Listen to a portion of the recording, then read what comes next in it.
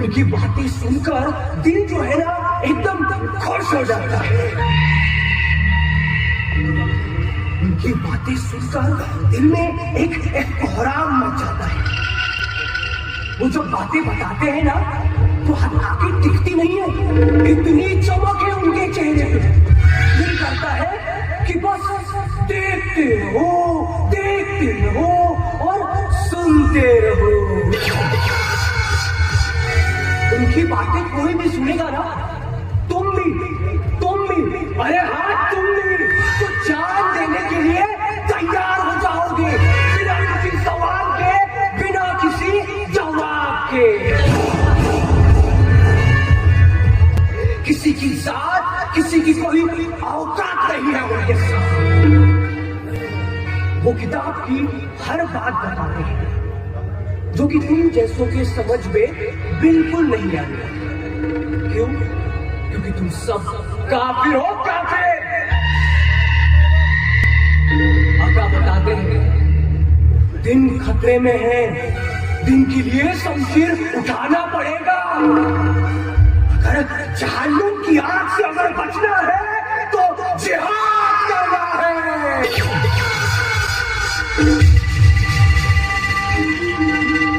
अब आप लोगों को लग रहा होगा कि ये कौन है, क्या बहकी बातें कर रहा है, कितनी घटिया बातें कर रहा है। तो चलिए मैं सुनाता हूं इस दिलावर की कहानी। तो मैं दिलावर कुछ साल पहले इस हिंदुस्तान घूमने आया था। 12 साल का था मैं। जब 12 साल मेरे अम्मी और मेरे अब्बू और मैं इस हिंदुस्तान में मस्त घूम रहे थे। कितना खुशहाल परिवार था ना हमारा, मैं, मेरे अम्मी और मेरे अब्बू। पर अब वो खुशहाल परिवार नहीं रहा। क्यों नहीं रहा? तुम लोगों की वजह से। हिंदुस्तान में जब हम घूम रहे थे तब अचानक कुछ लोग आए और मेरे अम्मी को लेकर चले गए। मेरे अम्मी को बचाने की बहुत कोशिश की तो कुछ गुंडों ने मेरी अम्मी के साथ इन्होंने हरकतें की। मेरे अब्बू ने उनको बचाने की पूरी कोशिश की, लेकिन उन लोगों ने मेरे अब्बू को पकड़ के रखा और बाद में उन लोगों को जिंदा जला दिया। मेरे सामने मेरे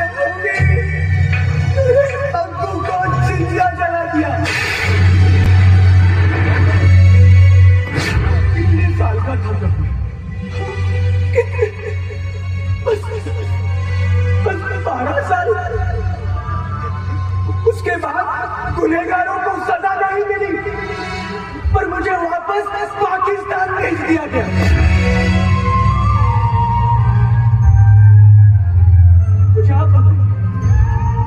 मुझे आप बताइए 12 साल की उम्र क्या होती है, क्या करने की होती है?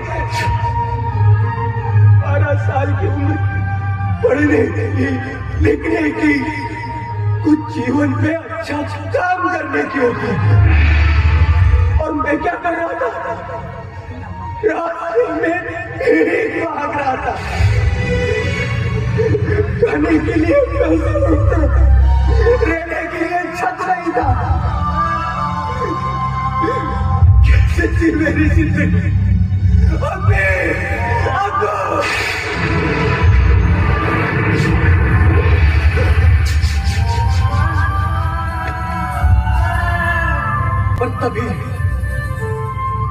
और तभी मुझे मेरे आका ने, उन्होंने मुझे अपने घर पे पनाह दी। उन्होंने मुझे पाला पोसा और समझाया कि जिन लोगों ने तुम्हारे परिवार का कत्ल किया है उन लोगों से तुम्हें बदला लेना पड़ेगा। उन सबका बदला लेने के लिए मैं मदद करूंगा। उन्होंने मुझे फिर तुम्हारे हिंदुस्तान में भेजा और बताया हिंदुस्तान में जाकर हिंदुस्तान के हर कोने में